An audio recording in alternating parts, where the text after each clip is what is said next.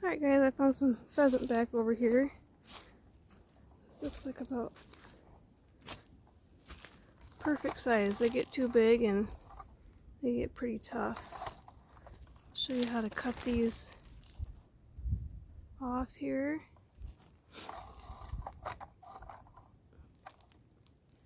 Just carry a knife on me.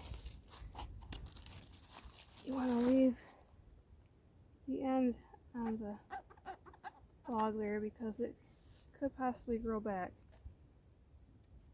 And I will show you later how I cut these up. You can see all the spores on the back.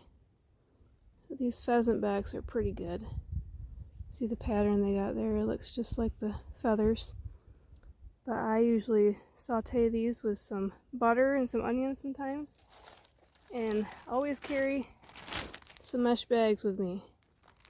Either some onion bags, or this is an old orange bag. So when you're walking through the woods, when they're in the bag, the spores can come out and drop them around the woods. You'll have more mushrooms next year.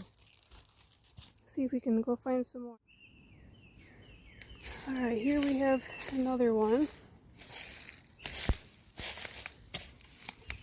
This one, let's see. This one we might make jerky out of. We'll see how thick it is.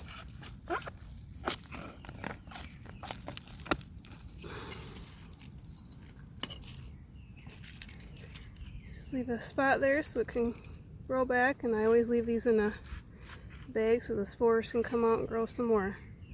That's a pretty good size one. Doesn't feel too tough yet. It's starting to dry out, so we'll bring it home and maybe we'll do jerky out of this piece. Alright guys, I found some more. This is what you want to look for. They love dead trees, like the stumps. So they're a piece of the tree still staying there. They love growing on the bottom of those. So here, almost wrapped all the way around there. So I'm going to cut those off, throw them in the bag, and we'll go look for some more. Alright, this is exactly what I was hoping for. There's another tree standing up that's dead. They love those. They are all along the stump. These are pretty big, the size of my hand on it. So these I will just dry to use the powder in breads and other things because they'll be pretty tough. The edges here you can probably still use for jerky, but they get pretty tough when they're this big. But I'm going to bring these home and I can show you guys how I do the jerky, and we'll dehydrate and make some powder for some baking. Hey guys, we are back here in my kitchen and I'm going to show you how I cut up these pheasant backs. This one first. I take the edge here off. It's usually pretty dry right there, so I just cut, slice around the edge there off.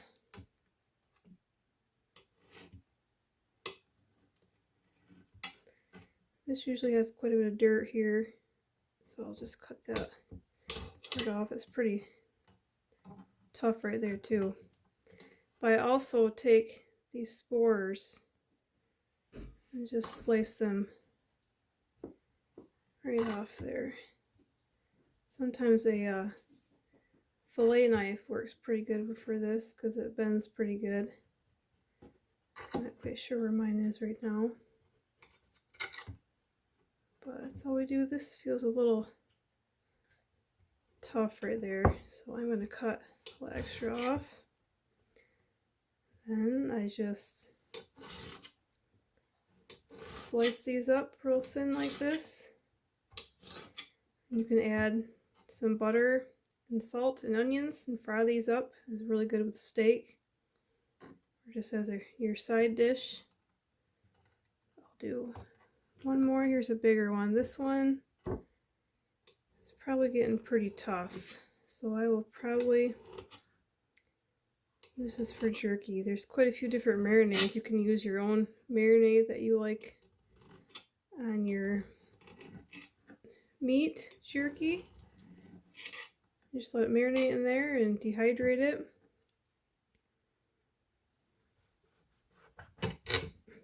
And it's pretty good, but I'm either make this into jerky or I'll just dehydrate it, make it into a powder that you can put in your soup.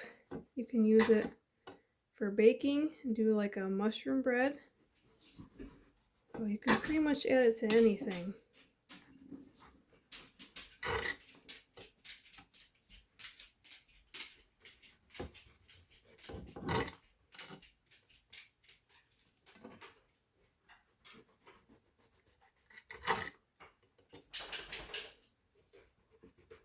But yeah, this one's getting pretty tough, so we will probably just powder this one too.